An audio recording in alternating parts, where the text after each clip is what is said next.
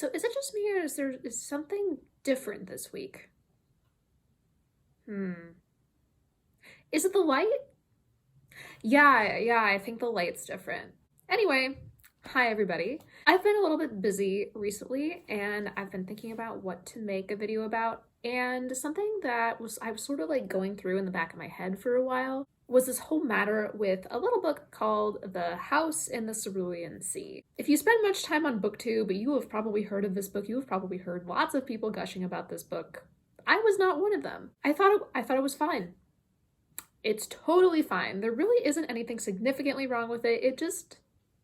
I just wasn't digging it. I felt like it was a little too sweet. I don't know. But so many people love it that I've been thinking a lot about why are so many people like into this specific book.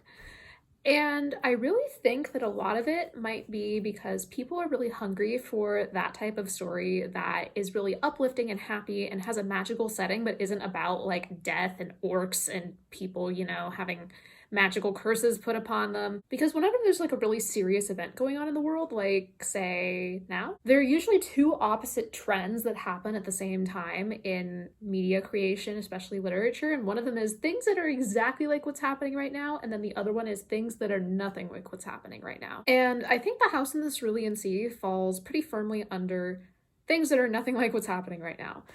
But I have read a lot of books that are similar to this book that have that sort of cozy fantasy vibe that I personally like better, but maybe some people wouldn't. But I do think that if you did enjoy The House in the Cerulean Sea, that you would like a lot of these books. And I now somehow have access to a lot more books than I did before.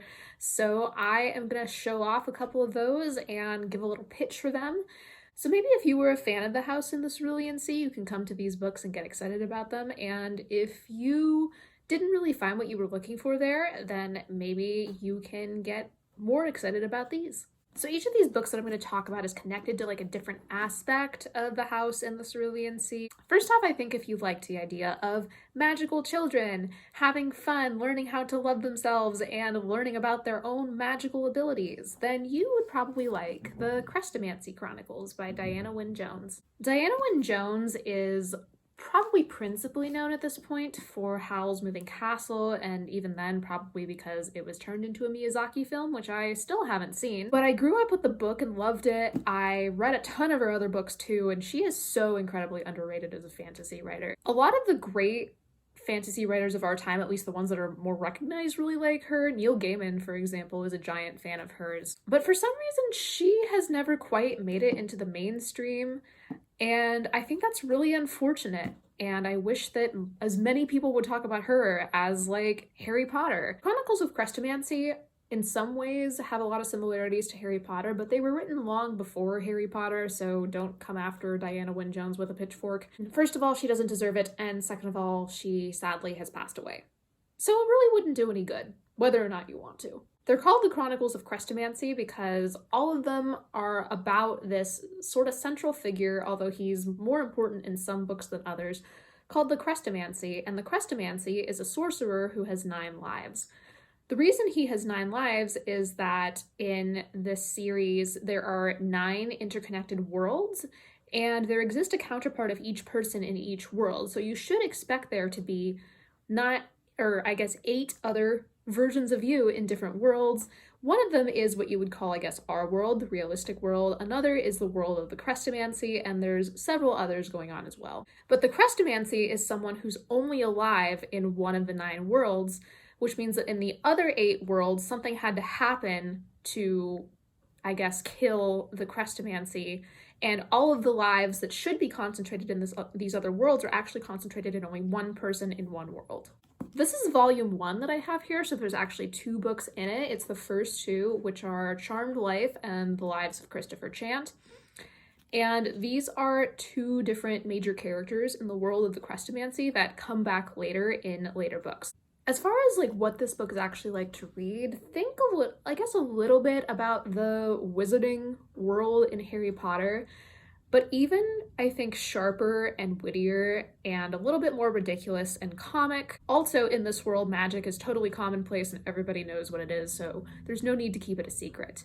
The first book starts out with a kid named Eric Chant. His nickname is Cat, and his older sister Gwendolyn, who have recently been made orphans, and they have been sent to live with their distant relatives, one of whom is the Chrestomancy. He's married and has a couple of kids as well. And Gwendolyn is completely unhinged. I kind of love her, actually, and wants to take over the world. And she has all kinds of plans to do this through her magic. And at one point, she actually vanishes into another world, and another version of her from our world comes into Kat's world, and Kat is the only one who knows about this. So there's all kinds of hijinks having to keep that up, and it's really funny. And then the second one is the lives of Christopher Chant. So we see into the backstory of the person who's Chrestomancy in the first book. His name is Christopher, and so we see when he was a kid and learning about what Chrestomancy was and what his powers were like. And that one actually has several trips into a few of the different worlds that we didn't get to see in the first book, so that's really cool. A later book in the series, which is called Witch Week, has a lot of different magical children who also have different abilities, and that's actually one of my favorite books in the series. I think it's number 4, so you're going to have to wait a little bit to get to it, but these books are actually not linear for the most part. There's a couple that you should read in succession, but I think for the most part you could read whichever one you want whenever you want. And so if you find Witch Week somewhere, you could probably pick it up without having read the others and not have a whole lot of trouble. So yeah, very funny, crackly wit, but also a really interesting world building and a fun adventure story, and kids finding themselves. So if you liked that in the house in the Cerulean Sea, you will probably like the Chrestomancy Chronicles. While we're on the subject of Diana Wynne Jones, I'm going to go ahead and recommend the Howl's Moving Castle trilogy. Howl's Moving Castle is the first book in this series, obviously the most famous, and if you liked the cozy magical house aspect of the house in the Cerulean Sea, where no one can quite figure out how this house was built or how these different parts of it are necessarily coming to be, but everybody's just sort of hanging out there and having fun, Howl's Moving Castle is a really good time. I think this cover is very reminiscent of the Miyazaki movie. The book is quite different from that, but it does still have that idea of a castle that literally scoots around the countryside. And this book also deals with lots of things with different dimensions, as the Chrestomancy Chronicles do. This book is also very sharp and very funny. It's a pretty obvious satire of fairy tales and how fairy tales generally work. The protagonist, Sophie, is convinced that she will not be worth anything in life because she lives in a fairy tale kingdom and she's the oldest of 3 daughters, so she's destined to be the most boring. When in the end, spoiler alert I guess, but she turns out to be probably the most interesting. Like in the movie, she gets transformed into an old woman, she finds Wizard Hal and ends up living with him and becoming his cleaning woman. And she realizes that this guy who's been touted as evil for so long, there's somewhat more to him than meets the eye, although he is still really arrogant and annoying and takes far too long in the bathroom. The other 2 books are Castle in the Air, and then also House of Many Ways. Both of those are great as well. I think Castle in the Air might actually be my favorite, but I would still start with Howl's Moving Castle. Now, I know that the ones that I've mentioned so far are kind of kiddish, and if you want something that's a bit more adult, and you were less interested in the magic aspect of the house in the Cerulean Sea than you were in this older guy, Linus, finding himself, learning more about who he can be, and also maybe falling in love along the way, I would actually suggest the book Less by Andrew Sean Greer. If you happen to have watched my Best Books of 2020 video, and if you haven't, I'm not sure I'd recommend it because it's kind of an old video, so it might be cringy. But if you've watched that, then you know that I absolutely adore Less. I remember listening to the audiobook in January of 2020 while I was washing dishes in my apartment, and full-on crying during a lot of it, but in a good way, I promise, in a good way. This book is about a writer named Arthur Less. He's in his late 40s, he's almost 50, and he never quite got over his last relationship. The guy that he was seeing, he ended it with, but that guy is getting married to somebody else, and he just invited Arthur to the wedding. Arthur doesn't want to go, of course, but he also doesn't really want to take the trouble to say no, so what he does is instead signs up for a bunch of writers' workshops that he's been invited to that are being held all over the world, and says, "Oh, I'm sorry, I'm just so busy with my international travel schedule, I cannot come to the wedding of the man that I love." And so he goes on this trip around the world. He goes to Mexico, India, Japan, Germany, I think France. I think there's somewhere else too. He goes to quite a few places. And this book is one of my favorite travel stories actually, because to me it never makes the mistake of laughing at the locals in these different countries. The joke is always on Les and how naive and ridiculous he's being, but it's not really mocking him. It's just kind of laughing at him gently. It's a rare book, I think, that manages to make its protagonist a subject of ridicule, but also show a lot of care and love for that protagonist, and this book succeeds wonderfully with Arthur Les.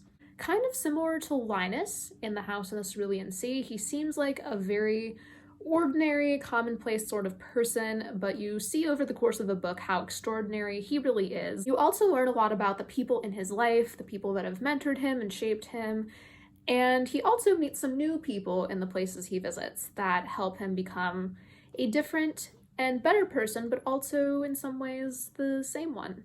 I recommend this book to basically everyone. It's hilarious, it's beautiful, it's gorgeously written, and even when it's sad, it's hopeful, which is something that I think we all kind of need right now. So more on the front of like humor and funniness, if you really want a book that is funny and lighthearted, but you really specifically want a fantasy, then I recommend you literally everything Terry Pratchett has ever written. I first read Terry Pratchett's books, I think I was in early high school. Maybe I picked up The Wee Free Men, which is his young adult series about a teenage girl named Tiffany who wants to become a witch, and the small, violent, but also loyal blue men called the Knack McFeagle that she befriends. Terry Pratchett has also written a lot of books for adults. All of his Tiffany Aching books are set in the Discworld series, which is like his greater overarching series of almost all the fantasy books that he's written. But the majority of them are mainly for adults. There's like 40 some of them, but there's like different interlocking series within the series, and so a good place to start, I think, would be either Equal Rights or Weird Sisters. Weird? Word? I think it's weird.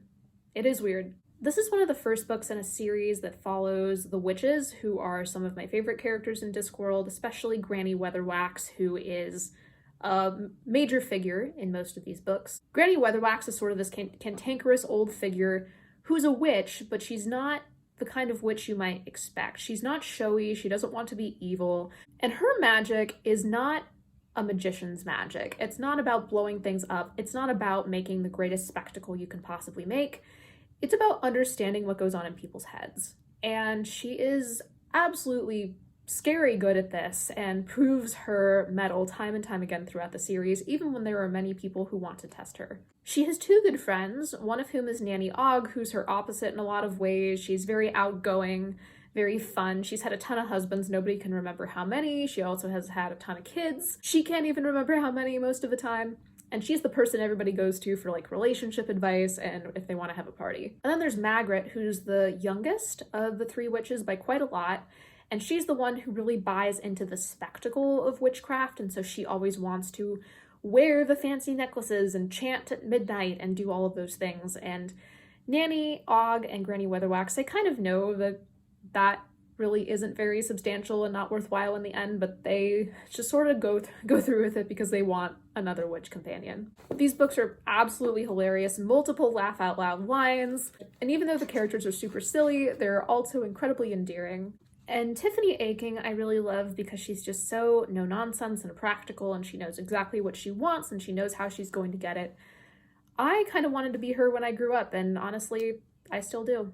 Now, going back to the theme of a seemingly very ordinary person realizing that they have the power to be extraordinary, another book I thought of that's a fantasy that has that kind of vibe is The Changeling Sea by Patricia A. Mckillip. Patricia A. Mckillip is also a very sadly undervalued, underrated fantasy writer. Along with this, she also wrote a really beautiful epic fantasy trilogy called Riddlemaster, which I may talk about at some point. And for a long time, that was like the only epic fantasy trilogy I liked because it had actual women in it. And also because I felt like the stakes were higher than just having to find this like thing, you know, like a ring, for example. Or, I don't know, an egg or a sorcerer's stone. But anyway, back to this book. It's very slim. As you can see, you could read this in probably an afternoon or two. And it is about a girl named Perry who lives in a seaside village. She's not very pretty. She's kind of grumpy. Nobody really knows what to do with her. Perry's also going through some difficult times because her father was lost at sea. Her mother just keeps staring out to sea and hoping he'll come back.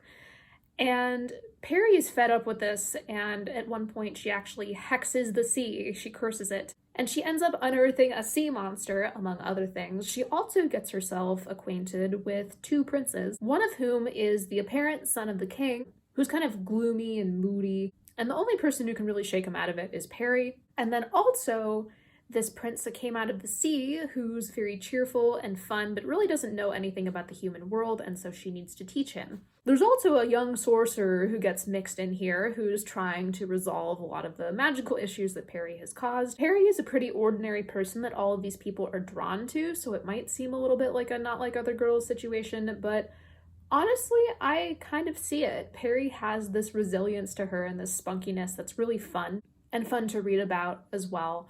And I don't blame these three men for all being very interested in her, because despite what she thinks, she really is quite an interesting person. And I think that this connects well to the house in the Cerulean Sea, because Linus doesn't think he's very interesting, but the other characters in the book realize that he's very important and interesting all by himself. This is also like a good place to go if you want gorgeous, beautiful lyrical writing. I'll just read the first sentence for you.